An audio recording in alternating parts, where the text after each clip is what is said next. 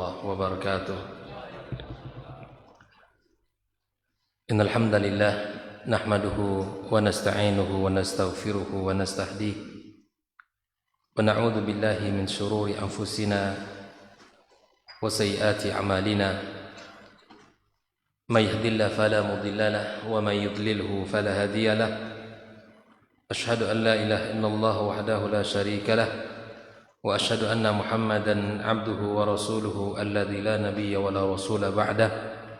قال تعالى يا أيها الذين آمنوا اتقوا الله حق تقاته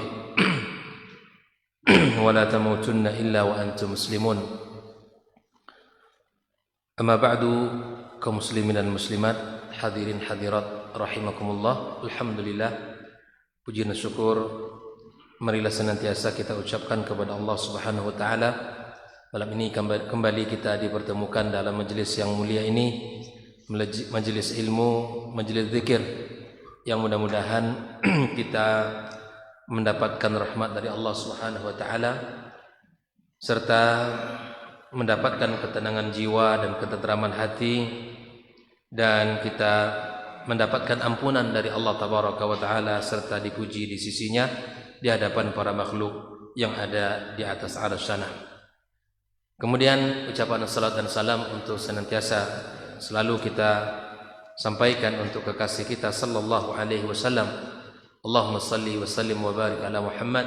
Mudah-mudahan kita mendapatkan syafaatnya nanti pada hari yauma la yanfa'u malun wala banun illa man atallaha biqalbin salim. Malam ini kembali kita bersama kitab Nubdhatun fil Aqidatil Islamiyah karya Syekh Muhammad ibn Shalih Al-Utsaimin rahimahullah taala rahmatan wasi'ah, sampai pada pembahasan tentang al-imanu bil malaikah, al-imanu bil malaikati, bahwa mempelajari akidah, mempelajari dasar-dasar agama yang berkaitan dengan keyakinan adalah sesuatu yang sangat penting dalam kehidupan kita, sesuatu yang sangat urgen, yang harus senantiasa kita bahas, yang harus senantiasa kita ilmui, yang harus kita senantiasa pelajari bersama agar keyakinan kita benar, akidah kita benar, dan kita tidak terjebak kepada perbuatan-perbuatan kesyirikan, serta kita tidak terjatuh kepada kubang dosa yang akan merusak amal kita. Karena kesalahan yang berkaitan dengan akidah itu akan berakibat fatal bagi kita. Ya, kesalahan dalam bidang akidah, kekeliruan dalam bidang akidah itu akan sangat fatal dalam kehidupan kita, keselamatan kita di dunia maupun di akhirat kelak. Hal itulah yang dikatakan oleh Syekhul Islam Ibn Taimiyah rahimahullahu taala ketika beliau ditanya tentang keseriusan yang beliau tulis tentang pelajaran akidah, materi-materi akidah yang beliau senantiasa fokus di dalamnya. Betapa banyak karya-karya beliau yang berkaitan dengan akidah, sehingga dia mengatakan bahwa kesalahan orang dalam akidah itu akan berakibat fatal di dunia dan di akhirat kelak. Akan sangat berbeda, ya, perbedaan-perbedaan yang terjadi pada masalah fiqhiyah. Selama tidak keluar dari ijma para ulama, maka tidak mengapa kita memakai pendapat mereka. Namun ketika dalam pembahasan akidah, ya, kesalahan dalam akidah, kekeliruan dalam akidah itu akan berakibat fatal di dalam keselamatan kita, kebahagiaan kita di dunia dan di akhirat kelak. Oleh itulah kita senantiasa selalu bicara tentang akidah, mempelajari akidah, dan senantiasa ya menekankan pada perkara akidah. Maka sungguh sangat salah orang yang mengatakan apabila ya orang-orang yang terus bicara akidah itu merupakan ciri orang-orang khawarij. Itu salah fatal. Ya. Islam ini dibangun di atas akidah yang benar, di atas pondasi akidah yang benar. Oleh karenanya Rasulullah sallallahu alaihi wasallam menyampaikan dakwahnya di kota Mekah itu diawali dengan ya membetulkan akidah, menguatkan pondasi para sahabat, sehingga pada akhirnya mereka diberikan syariat yang mulia dengan segala macam bentuk ya perintah-perintah yang telah diberikan Allah Subhanahu wa taala, dan dengan mudah kaum muslimin para sahabat melaksanakan perintah-perintah tersebut.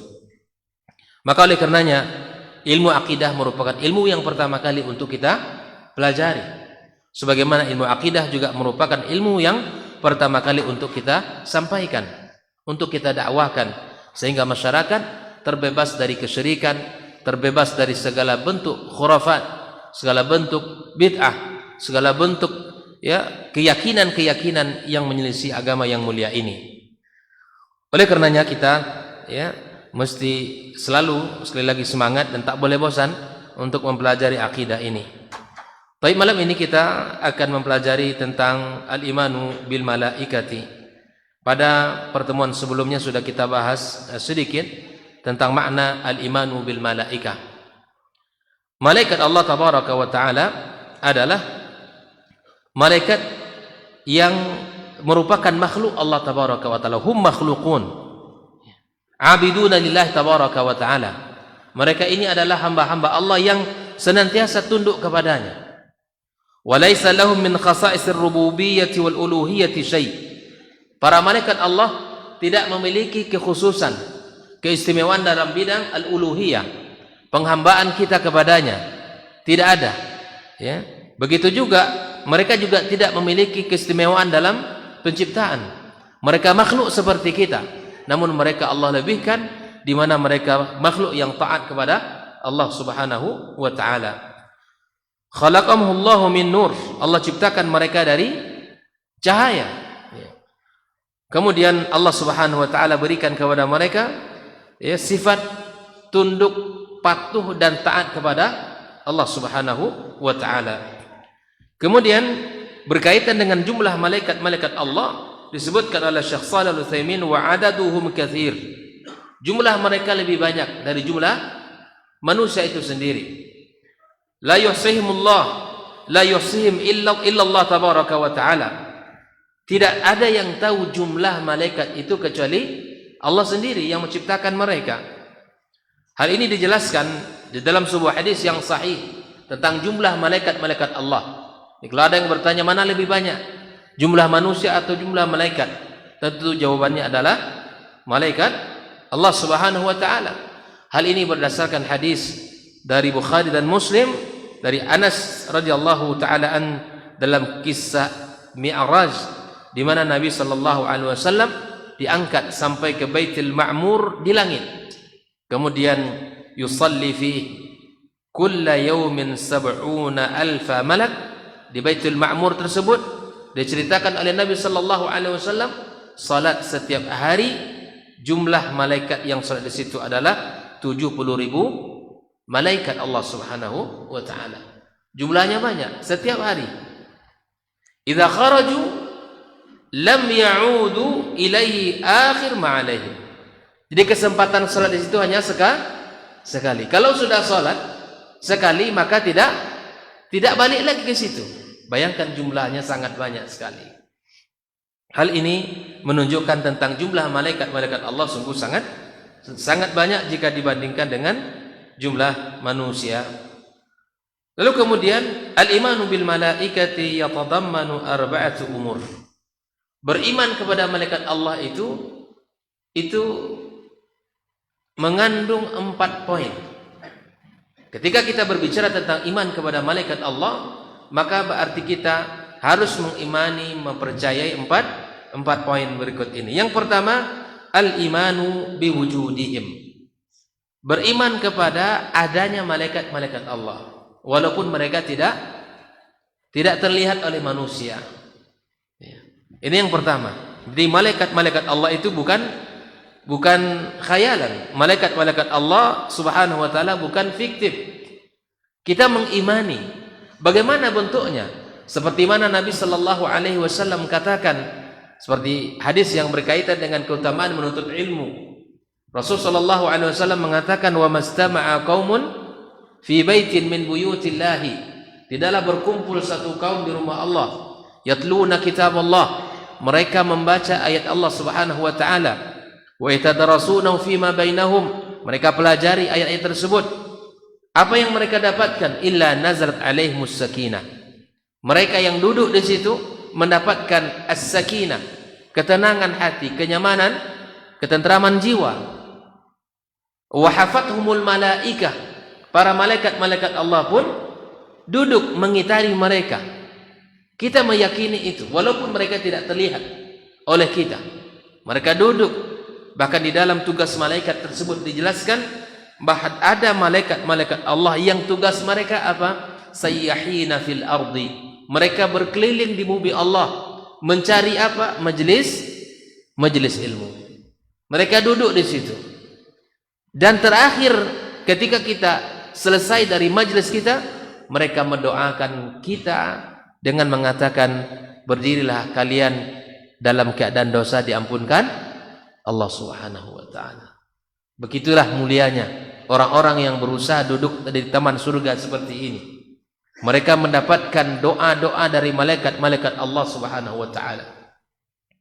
Tidakkah kita mau didoakan oleh malaikat-malaikat Allah yang mulia, yang diijabah oleh Allah Subhanahu wa taala doa-doa mereka? Maka malaikat-malaikat Allah hadir bersama kita, dan itu kita yakini karena kita meyakini akan adanya mereka. Allah menciptakan mereka dari cahaya, dan jumlah mereka sangat banyak dibandingkan dengan jumlah manusia itu sendiri. Yang kedua, iman kepada malaikat-malaikat ini artinya al-imanu biman alimna asmahu minhum bismihi. Kita mengimani dari nama-nama malaikat yang kita ketahui namanya. Ada malaikat-malaikat Allah yang tidak kita ketahui namanya, kita imani juga. Dan kita imani nama-nama mereka yang telah disebutkan oleh Nabi sallallahu alaihi wasallam, seperti Jibril alaihi salam. Ya, itu jelas. Dalam nas-nas hadis juga disebutkan, seperti hadis yang berbicara tentang yang datang kepada Nabi sallallahu alaihi wasallam, fa asna rukbatai ila rukbatai, dia menyandarkan lututnya kepada lutut Rasul sallallahu alaihi wasallam, bertanya tentang Islam, bertanya tentang iman, bertanya tentang ihsan. Kemudian dia bertanya tentang alamatus saah, tanda-tanda hari kiamat. Selesai dia pergi, maka Nabi bertanya kepada para sahabat, tahukah kalian siapa yang datang itu? Adalah para sahabat tentu tidak ada yang tahu. Melihat seorang musafir, ya tapi ya kemudian bajunya tidak lecet, gitu. Rambutnya rapi. Ya, tidak mungkin, kalau orang musafir pastilah ada tanda-tanda safarnya. Ya, letih, wajah yang mungkin kelihatan agak lesu, baju yang mungkin agak kotor, ya rambut yang tidak tersisir rapi. Tapi di hadapan Nabi sallallahu alaihi wasallam adalah ya manusia yang rapi, putih, bersih. Kemudian dia mengajar bertanya kepada Nabi sallallahu alaihi wasallam tentang perkara-perkara tadi. Maka Nabi sallallahu alaihi wasallam ketika dia pergi, Nabi bertanya, ya, atakum Jibril, ya Jibril datang kepada kalian dan dia mengajarkan agama kepada kalian. Ikhwani wa akhwati fid din. Ini Jibril alaihissalam. Dan kita juga tahu di dalam hadis yang sangat luar biasa, di saat Nabi sallallahu alaihi wasallam pertama kali menerima wahyu, Nabi sallallahu alaihi wasallam pulang dalam keadaan gemetar ke rumah.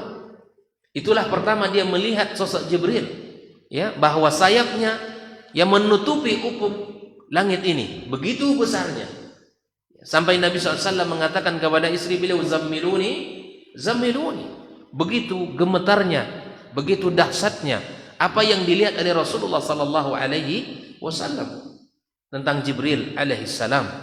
Nah, kita mengimani nama-nama malaikat Allah tabaraka wa taala, nama yang kita ketahui namanya. Wa man lam na'lam asma'ahum nu'min bihim ijmalan. Adapun malaikat-malaikat Allah yang tidak kita ketahui namanya, maka kita mengimani secara umum. Kita mengimani secara umum, baik yang telah kita ketahui namanya ataupun yang tidak kita ketahui namanya. Kita mengimani dengan iman yang penuh kepada Allah Subhanahu wa taala, dia adalah makhluk yang diciptakannya. Termasuk misalnya tentang malam Lailatul Qadar misalnya ya. Malam Lailatul Qadar itu kan diceritakan bahwa malaikat-malaikat Allah Subhanahu wa taala turun. Lalu kemudian kita mengimani itu walaupun kita tidak melihat mereka, walaupun kita tidak bisa melihat secara kasat mata, namun semua itu adalah terjadi dan itu adalah hakiki dan wajib untuk kita imani bersama. Adapun yang ketiga, mana iman kepada malaikat Allah tabaraka wa taala, al-imanu bima alimna min sifatihim ka sifati Jibril. Kita mengimani dari sifat-sifat malaikat-malaikat Allah yang sudah kita ketahui. Seperti mana Nabi SAW menceritakan tentang Jibril. Faqad akhbara Nabi sallallahu alaihi wasallam annahu ra'ahu, Nabi melihat Jibril ala sifati allati khuliqa 'alaiha. Sifat asal diciptakannya Jibril oleh Allah. Nabi melihatnya. Walau sittu mi'ati janah, ya, dia memiliki 600 ya sayap. Qad saddal ufuq, telah menutup ufuk semuanya. Itu besarnya Jibril alaihi assalam. Kemudian waqad yatahawwalul malaku bi amrillahi ta'ala ila hayati rajul. Hal ini juga mesti kita imani bahwa malaikat-malaikat Allah itu bisa dan diberikan kemampuan untuk bisa berubah kepada ya bentuk laki-laki. Hal ini apa yang terjadi pada Jibril alaihissalam hina arsalahu Allah taala ila Maryam fatamatsala laha basharan sawiyya. Seperti kisah yang ada pada Maryam ya, bahwa Allah Subhanahu wa taala mengutus Jibril ya, dan Jibril berupa manusia yang sempurna. Wa hina jaa ila Nabi sallallahu alaihi wasallam, dan ada juga kisah di mana Jibril datang kepada Nabi ya, wa huwa jalisun fi ashabi, ketika itu Nabi berada di tengah-tengah para sahabatnya. Ja'ahu bi sifati rajulin syadidi bayadi thiyab, seperti yang kita kisahkan tadi, Jibril datang dengan sifat laki-laki yang memiliki baju yang sangat putih, syadidi sawadis sya'ar, memiliki rambut yang sangat hitam ya. Kemudian la yura alaihi atharus safar, tapi tidak terlihat pada dirinya ini orang sedang musafir. Wala ya'rifu ahadun minas sahabah, namun dia juga tidak dikenal oleh para sahabat ya. Fajalasa ila Nabi sallallahu alaihi wasallam, kemudian dia duduk di hadapan Rasul. Fa asnada rukbatayhi ila rukbatayhi, dia menyandarkan lututnya kepada lutut Rasul sallallahu alaihi wasallam. Wa wada'a kaffaihi ala fakhidaihi, meletakkan ya telapak tangan di atas pahanya. Wa sa'ala an-nabiyya 'anil Islam, bertanya kepada Rasul tentang Islam, tentang iman, tentang ihsan, dan tentang hari kiamat atau tanda-tanda hari kiamat. Maka Nabi mengatakan, hadza Jibril atakum yu'allimukum dinakum, ini adalah Jibril yang datang kepada kalian, yang mengajarkan kalian agama. Begitu juga Allah Subhanahu wa taala mengutus malaikat-malaikatnya kepada Ibrahim alaihi salam ya, Lut alaihi salam, kanu ala surati rijalin ya, kepada Ibrahim yang datang mengucapkan salam, kemudian salamnya dijawab oleh Ibrahim alaihi salam. Kepada Lut juga demikian, datang dengan wajah yang tampan. Ketika tamunya ini datang, Lut sangat khawatir ya, karena kaumnya yang sangat rusak dengan penyakit yang sangat luar biasa. Lalu kemudian Lut alaihissalam mengatakan, jangan ke sini, saya khawatir akan keselamatan kalian semuanya. Setibanya ya Rasul tersebut, laki-laki tersebut, maka kemudian ya istrinya langsung keluar menceritakan, menginformasikan kepada kaumnya Nabi Lut alaihissalam agar semua masyarakat datang kepada ya Nabi Lut meminta tamunya tersebut. Waliyadzubillah. Lalu kemudian Jibril memberikan kalimat kepada Lut agar tidak khawatir, kami adalah utusan Allah Subhanahu wa taala. Maka kemudian ya dia mensyaratkan untuk meninggalkan rumahnya sebelum sebelum subuh. Dan jangan menoleh ke belakang, lalu kemudian akhirnya kaum Nabi Lut dihujani dengan batu yang sangat luar biasa sehingga mereka mati. Inilah hukuman yang Allah berikan kepada kaum Nabi Lut. Hari ini disebut dengan kaum LGBT. Itu halus sekali namanya. Kita ini terbiasa sesuatu yang keji dibuat Islam itu dibuat, ya ini kita nih. Sehingga apa? Yang jahat tidak dikatakan jahat, yang keji tidak terasa keji, ya kan? LGBT apa kepanjangan? Lesbi, gay. Nah itu tuh ya. Pokoknya kalau orang dengarnya indah juga namanya, tapi pelakunya jelek, maka jangan dibiasakan. Kayak para waliyadzubillah akrakumullah, dan semoga Allah selamatkan kita, anak keturunan kita ya. Para pelaku maksiat, penzina, ya disebut dengan PSK ya. Sebelumnya ada lagi itu kupu-kupu.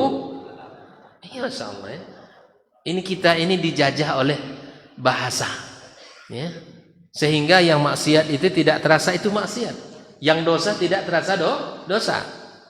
Dan ini adalah bagian ghazlul fikri, bentuk ya peperangan yang berkaitan dengan pemikiran, atau ghazul istilah, bentuk peperangan istilah.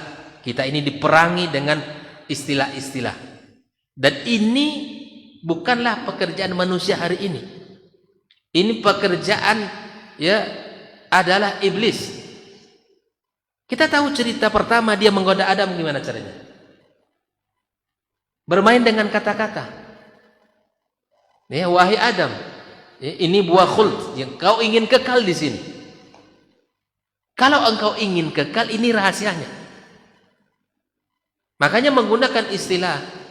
Dan itu saya pernah baca sebuah buku, bahwa istilah-istilah itu kita dibuat, dan itulah salah satu bentuk untuk mengurangi rasa benci kita kepada maksiat, sehingga dibuat istilah-istilah yang indah, dan kejahatan itu sendiri tidak terasa ya, buruk di mata kita, di hati kita, sehingga itu hal yang biasa bagi sebagian orang. Nah, oleh karena itu ikhwani wa akhwati fiddin, kaum Nabi Lut hancur dihukum oleh Allah Subhanahu wa taala dengan hukuman yang sangat dahsyat. Nah, ini yang ketiga. Adapun yang keempat, beriman kepada malaikat Allah, beriman kepada adanya mereka, kemudian beriman kepada nama-nama yang telah disebutkan, dan kepada malaikat-malaikat yang tidak kita ketahui namanya. Yang ketiga, beriman dengan sifat-sifat yang telah disebutkan oleh Nabi kita sallallahu alaihi wasallam. Yang keempat, iman kepada malaikat Allah, al-imanu bima alimna min a'malihim. Beriman juga ya dengan pekerjaan-pekerjaan yang telah mereka ya lakukan. Beriman kepada ya pekerjaan-pekerjaan yang telah mereka kerjakan atas perintah Allah Subhanahu wa taala, seperti tasbih, seperti beribadah kepada Allah siang dan malam tanpa ada bosan sedikit pun, wala futur, tanpa ada merasa lelah. Mereka semua adalah makhluk yang taat kepada Allah Subhanahu wa taala. Wa qad yakunu li ba'dihim a'mal khassah. Malaikat-malaikat ini punya tugas-tugas secara khusus. Kita lihat Jibril alaihissalam digelar dengan Al-Amin, adalah ditugaskan untuk menyampaikan wahyu kepada Rasulullah SAW. Ya, wa ilal anbiya'i war rasul secara umum. Yang kedua, Mikail, kata Syekh Shalih Al-Utsaimin, al-muwakkal bil qadar ay al-matar aw an-nabatat. Ya, tugas yang diberikan kepadanya adalah menurunkan hujan.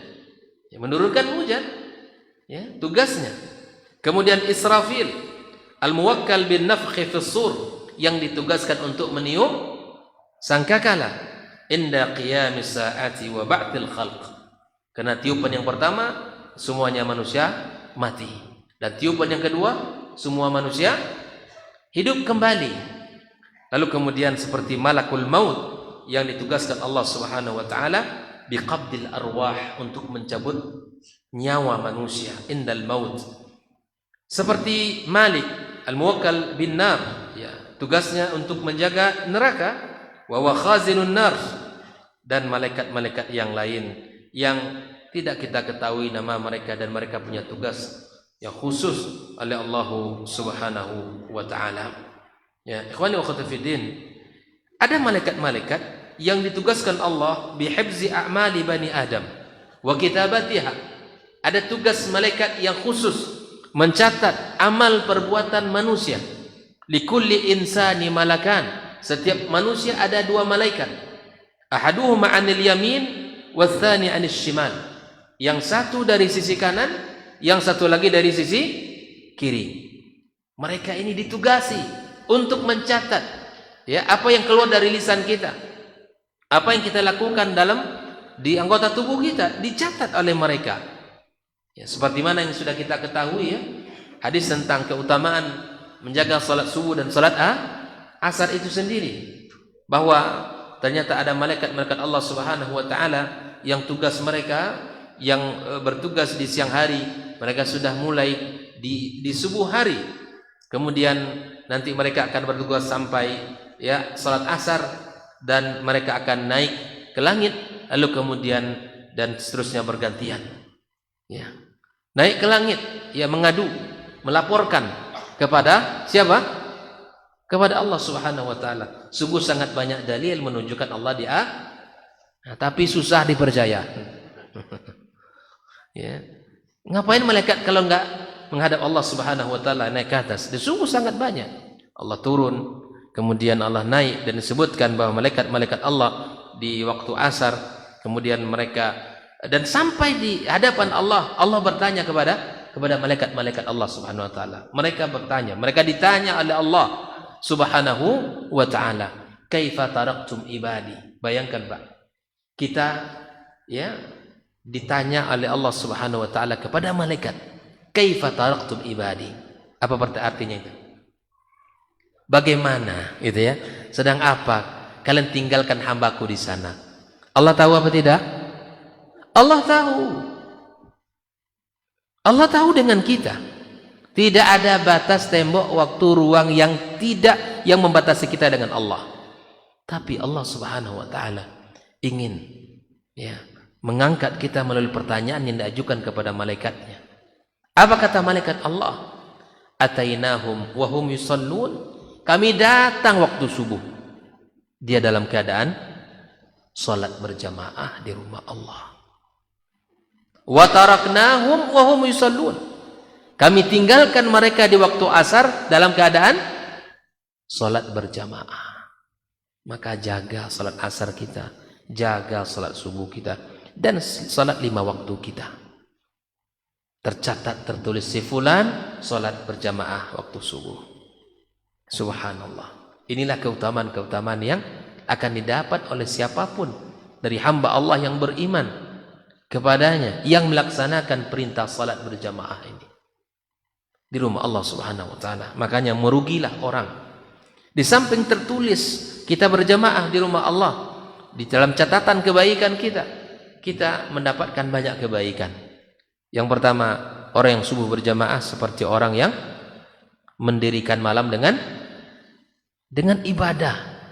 Orang yang subuh berjamaah di rumah Allah ya, kaman qamal laila kullah, seperti orang yang mendirikan malam dengan ibadah. Bayangkan, hanya beberapa menit kita salat, tapi ditulis pahalanya oleh Allah seperti kita mendirikan malam dengan ibadah kepada Allah.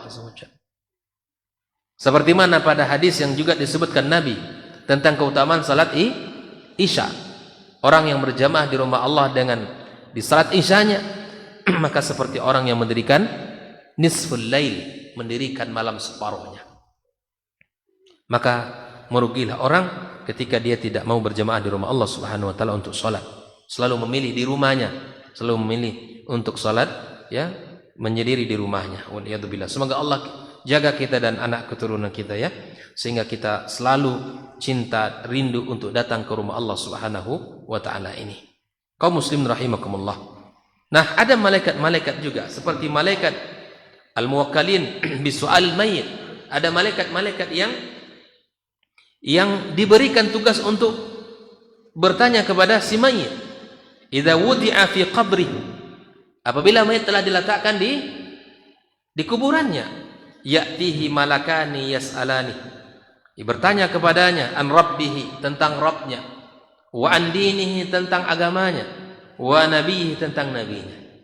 Dan orang beriman mudah meyakini ini. Tapi kalau orang yang masuk kepada dirinya syubhat, masuk kepada dirinya adalah tentang logika, akal, maka sulit bagi dia untuk meyakini. Di mana sulitnya? Di mana sulitnya? Dah masuk di akal? Di mana sulitnya orang mengimani ini? Berapa juta manusia di dunia ini? Jutaan manusia banyak. Dan bisa jadi dalam satu waktu yang meninggal banyak.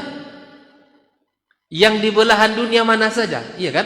Di Indonesia meninggal, di Malaysia meninggal, di Singapura meninggal, di Eropa meninggal, di Saudi meninggal, dan seterusnya. Malaikat cuma 2. Malaikat 2, iya kan? Terus di mana dia tuh? Kesana kesini gitu, betul? Ini makanya kalau orang Ahlus Sunnah wal Jamaah dan dia mengimani, sudah selesai. Bagaimananya itu bukan urusan kita. Sama dengan malaikat yang diberikan amanah untuk mencabut nyawa. Daftar nama-nama yang meninggal gitu. Daftar nama-nama yang meninggal jam yang sama berapa orang, dengan detik yang sama berapa orang. Itu tidak salah nanti malaikat salah cabut gitu kan. Dan kalau orang-orang yang sudah masuk kepadanya subhat, itu sulit untuk mengimani itu. Sulit. Tapi Ahlus Sunnah wal Jamaah, ya, mereka mudah untuk mengimani, sudah selesai.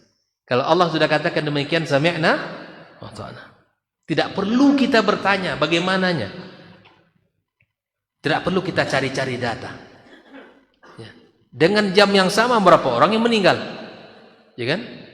Dari beberapa dunia ini, luas dunia ini, jutaan manusia, dengan detiknya, dengan kan sudah ada nama-namanya. Dan subhanallah. Dan ini semua adalah mudah bagi kita untuk mengimani. Karena memang kita dididik oleh Allah Subhanahu wa taala agar kita mengimani. Makanya ketika kita berbicara tentang al-iman, maka memang logika kita tidak masuk. Tidak perlu berfungsi di situ. Karena kalau berfungsi akal kita di situ, banyak nanti yang tidak diterima oleh akal kita. Itulah iman. Perlu sesuatu yang gaib itu untuk kita yakini saja. Tidak perlu untuk kita pertanyakan banyak hal. Ya. Dan seterusnya. Ya. Maka oleh karena itu, ikhwani wa akhwati fiddin, inilah 4 poin yang berkaitan dengan malaikat Allah Subhanahu wa taala. Beriman kepada malaikat Allah meliputi 4 perkara. Yang pertama, mengimani bahwa mereka itu ada. Yang kedua, mengimani nama-nama yang mereka yang telah kita ketahui dan nama-nama yang tidak kita ketahui. Yang ketiga, mengimani tentang sifat-sifat mereka yang telah disebutkan oleh Nabi SAW. Yang keempat, mengimani tentang tugas-tugas mereka. Inilah 4 perkara yang berkaitan dengan iman kepada malaikat Allah Subhanahu wa taala. Pertanyaannya, kenapa ada mesti malaikat? Bukankah Allah Maha Kuasa? Bukankah Allah Maha Kuasa? Allah Subhanahu wa taala, ya, Dia Maha segala-galanya. Tetapi kenapa Dia ciptakan malaikat Allah? Berarti Allah butuh kepada, betul? Allah butuh kepada malaikat? Allah tidak butuh kepada malaikatnya. Sama dengan halnya ketika kita yakini bahwa Allah di atas aras, gitu kan? Maka Allah tidak butuh kepada arasnya. Dan ini adalah hujah sebagian, tidak meyakini bahwa Allah di langit, di atas arasnya, sebagaimana Allah katakan tentang dirinya. Karena ketika kita sebutkan Allah Subhanahu wa taala di atas aras, berarti Allah butuh kepada Allah tidak. Allah mawjud bila makan, kan begitu katanya. Allah ada tanpa tempat. Kalau Allah butuh kepada tempat, ini mustahil bagi Allah Subhanahu wa taala. Makanya kita di dalam mengimani sifat-sifat Allah Subhanahu wa taala tidak memakai kaidah-kaidah akal kita. Kita cukup mengatakan itsbatu ma asbatahu Allah taala li nafsi kita menetapkan bagi Allah Subhanahu wa taala apa yang Allah tetapkan untuk dirinya. Wa nafi ma nafallahu an, kita nafikan apa yang Allah nafikan tentang dirinya. Jelas dia? Tentang sifat-sifat Allah, pada setiap nama ada sifat. Pada setiap nama ada sifat. Kaum Mu'attilah, mereka semuanya tidak menghabiskan semua sifat Allah, tidak ada. Tidak ada sifat bagi Allah Subhanahu wa taala. Mereka lari, takut ya untuk menyerupai Allah dengan makhluknya, sehingga mereka salah dari sisi yang lain. Makanya di dalam asma dan sifat kaidahnya sangat mudah sekali. Apa kaidahnya tadi? Menetapkan bagi Allah Subhanahu wa taala sifat ya ketika Allah menetapkan sifat itu untuk dirinya, dan menafikan ketika Allah Subhanahu wa taala nafikan tentang dirinya. Maka imraruha kama ja'at, dan kita pahami seperti mana Allah sebutkan tentang dirinya tanpa kita takwil, tanpa kita takwilkan kepada hal yang lain, sehingga kita selamat dari pemahaman itu sendiri. Nah, ikhwani wa akhwati fid din, Allah tidak butuh kepada malaikat-malaikatnya. Allah tidak butuh, dan Allah Maha Kuasa. Allah Maha berbuat. Apa yang Allah inginkan, Dia buat. Tanpa kita harus bertanya kenapa Allah buat malaikat, ciptakan malaikat. Ya, kalau ingin Allah turunkan hujan, turunkan saja. Kenapa harus malaikat? Ya, malaikat yang dikhususkan itu untuk menurunkannya. Ketika ingin mencabut nyawa orang, nyawa makhluknya, kenapa harus ada malaikat yang mencabut nyawa? Bukankah Allah Maha Kuasa? Iya, Allah Maha segala-galanya, dan Allah menciptakan itu atas kehendaknya. Tidak ada ya ruang bagi kita untuk membicarakan kenapa Allah melakukan itu dan ini dan itu. Tidak. Itu bukan sifat seorang mukmin yang menanyakan kenapa bagi Allah Subhanahu wa taala, karena Allah Maha segala-galanya. Baik, ikhwani wa akhwati fid din. Kita lanjutkan pembahasan kita tentang al-imanu bil malaikati yuthmiru thamarat jalila. Ada beberapa buah ya yang ranum dari iman kepada malaikat ini yang kita dapatkan dalam kehidupan kita. Yang pertama, al-ilmu bi 'azamatillahi ta'ala wa quwwatihi wa sultanihi, fa inna 'azamatal makhluqi tadullu 'ala 'azamatil khaliq. Buah yang pertama, beriman kepada malaikat Allah Subhanahu wa taala adalah di mana kita akan mengetahui keagungan Allah Subhanahu wa taala, kekuatan Allah tabaraka wa taala. Tadi malaikat Jibril berapa sayapnya? 600 ya. Fa inna 'azamatal makhluq ya. Dengan kita mengetahui keagungan makhluknya, maka itu menunjukkan keagungan sang Khaliq. Makhluknya saja begitu, apalagi Khaliqnya, penciptanya. Maka dengan demikian kita harus sadar diri bahwa kita ini makhluk yang lemah. Allah Maha Kuat, Allah Maha segala-galanya. Maka itu ikhwani wa akhwati fid din, mari kita tunduk dan patuh kepadanya. Kita sadari diri kita ini makhluk yang sangat lemah di hadapan Allah, makhluk yang sangat fakir di hadapan Allah Subhanahu wa taala.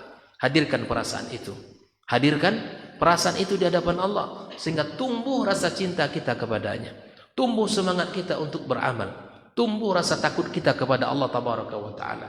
Allah yang Maha Kuat, Allah yang Maha segala-galanya. Yang kedua, di antara buah iman kepada malaikat Allah Subhanahu wa taala, syukurullah taala ala inayatihi bi bani Adam. Kita berterima kasih kepada Allah atas perhatiannya kepada manusia. Haitsu wukila min haula'il malaikah may yaqumu bihifdzihim wa kitabati a'malihim wa ghairi dzalika min masalihihim. Di mana Allah Subhanahu wa taala mengutus malaikat-malaikat untuk menjaga